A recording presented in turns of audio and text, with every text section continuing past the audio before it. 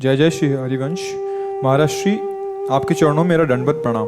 महाराज श्री, हमारे आसपास के वातावरण में विषय प्रपंच की वार्ता होती है। कभी कभी हमारे इष्ट, आचार्य एवं गुरुजनों की भी निंदा होती है। आपके श्रीमुख से सुना है कि सभी जन में भगवत भाव करें, किंतु ये सब देखकर बहुत क्रोध आता है और ईर्ष्या उत्पन्न होती है। कई बार वहां से अलग नहीं आना चाहिए, क्योंकि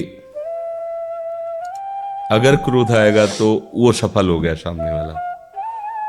वो हमें गिराना ही तो चाहता है, माया का दूत है, चाहे कोई भी हो। वो हमें क्रोध दिला दिया, हम उसके प्रति द्वेष कर लिए, तो जो वो है वही हमको बना रहा है। निंदा करके, दोष करके हमको उत्तेजित किया, हम उसकी निंदा कर दी, उस पर क्रोध कर दिए, तो बन गए ना, उसका प्रभाव पड़ गया ना। नहीं पड़ना चाहिए। हमें अंदर से ये देखना चाहिए कि प्यारे, आप भी जोर लगा लो तो भी अब आपको छोड़ने वाले नहीं। आप ही तो सबको प्रेरणा कर रहे हो। अब आप चाहे जितनी गाली दिलवाओ, ना हम आपको छोड़ने वाले हैं, ना आपके नाम को छोड़ने वाले हैं। अब तो बेल फैल गई, जाने सब कोई, मेरे तो गिरधर गोपाल दूसरों। निष्ठा से चल, उनसे कुछ नहीं, हंस दिया करो, हंस दिया करो। ये सब बावरे हैं, बच्चे हैं, चाहे बाप क्यों ना हो अपना, बच्चे हैं।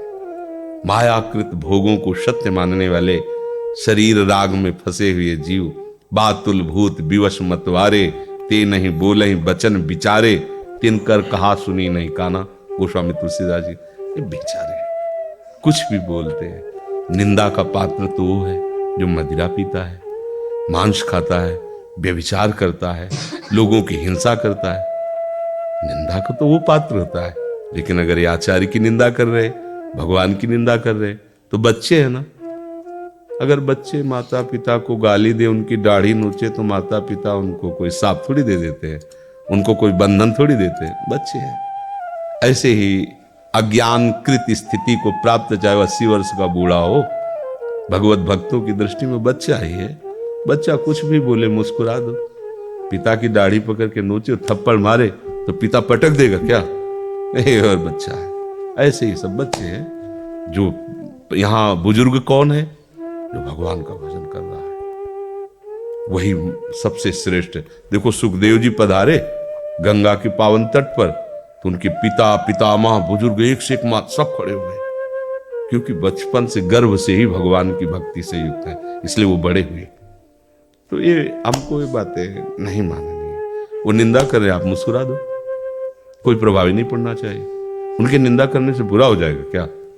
अच्छा, हमारी कोई प्रशंसा करे तो हम बड़े हो जाएंगे क्या? तो हमारी कोई बुराई करे तो हम छोटे हो जाएंगे क्या?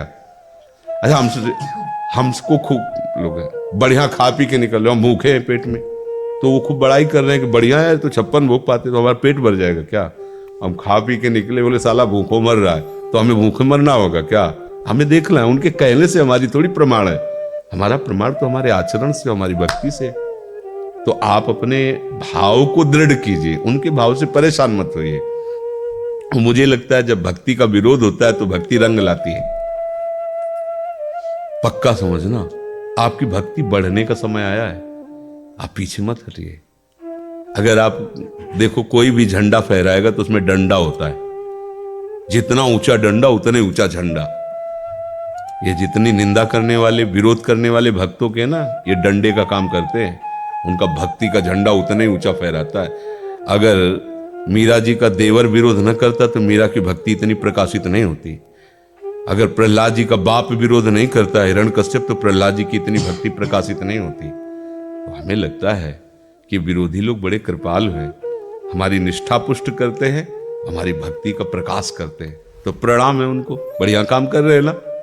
वो हमारी परीक्षा ले रहे हैं, हमको खरे उतरना चाहिए। मेरे प्रभु ही तो उनके अंदर। मुझे ऐसा कुछ नहीं लगता कि हरि गुरु की निंदा करे तो हम उन पर बरस पड़े, टूट पड़े, मारे, लड़ाई झगड़ा करें। मुस्कुरा दो, आगे बढ़ो, अपना काम करो। हमको रुकना नहीं। अगर हम रुक गए तो उनका प्रभाव पड़ गया ना हमारे ऊपर। जो आदमी चिढ़ता है उसे प्याऊ चिढ़ाया जाता है। किसी बात से तुम चिढ़ने लगो ना, तो 4 लोग तुम्हें उसी बात से चिढ़ाएंगे, और आप चुप रहो, मुस्कुरा के, तो कोई फर्क ही नहीं पड़ता, इसको कहना बंद कर देंगे। तो हमें लगता है हमारा भक्ति पथ है, इसमें शांत रहना ही हमारा सबका उत्तर है। शांत रहें, अपने प्रभु से प्रार्थना करें कि हमारी निष्ठा पुष्ट होती रहे।